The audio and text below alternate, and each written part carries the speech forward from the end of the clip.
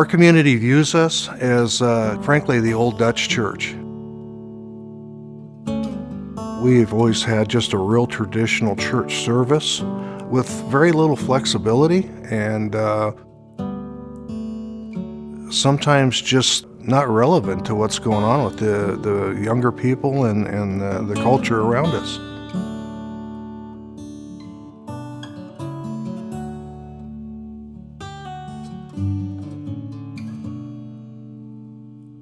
Honestly, our church was literally dying because of the average age in our congregation is over 70 years of age.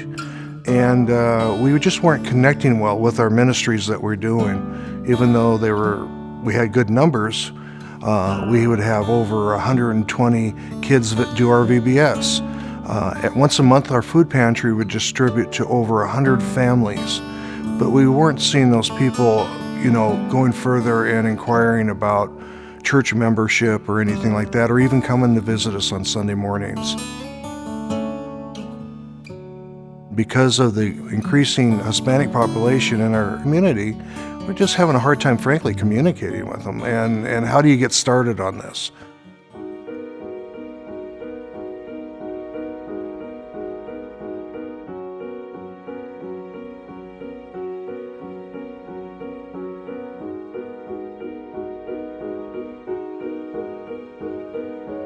I came into our pre-service meeting that the consistory has every Sunday morning, and Pastor Bill asked me if I'd like to go to Synod in Chicago. He says, by the way, I have to know by tomorrow morning.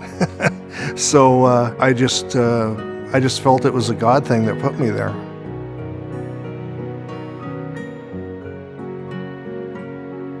Obviously, I went there as a voting delegate and to learn more about the whole process on that and what they were voting on.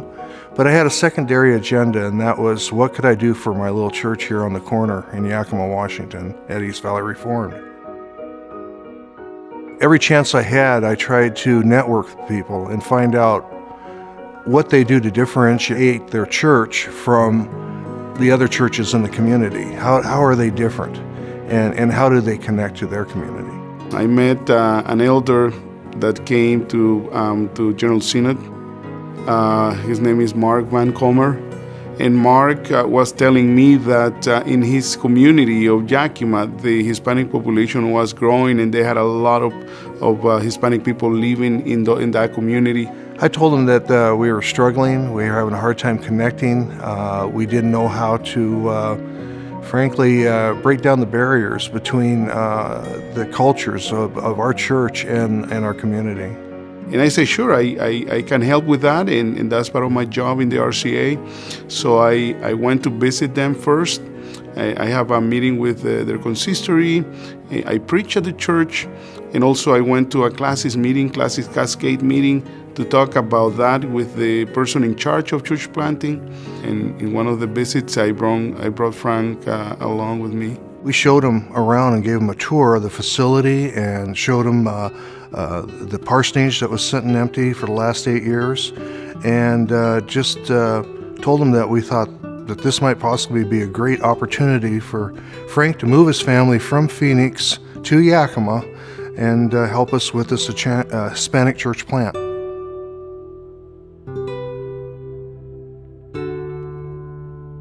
I came with two missions. The first one is to plant a church here in East Valley Reformed Church. And the second one is God has called me not just to sit around and plant one church, but actually to start a movement in the Northwest. East Valley has a great potential to grow, a great potential to reach the community. The only thing is that we need to know how to reach those people. The church is supposed to respond to those communities in a really tangible way, in a really, the church has to be relevant to the needs of the community. Because for the community to listen to the church really needs to listen to the community first. People are not just gonna walk into our doors just to come to church. There has to be a relationship first with them. And that's what the gospel is about, building community with our neighbors. I went to the schools and I asked them, what are the needs for our community?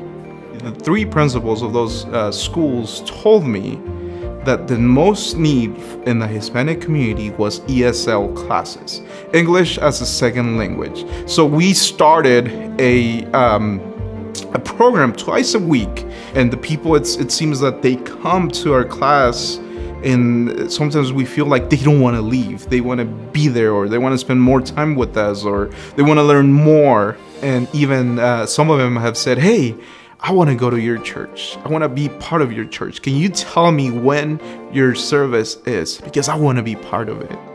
That's been the beauty so far, frankly, of this, of having Frank come here. We're starting to connect to the community. We're starting to show people that we care.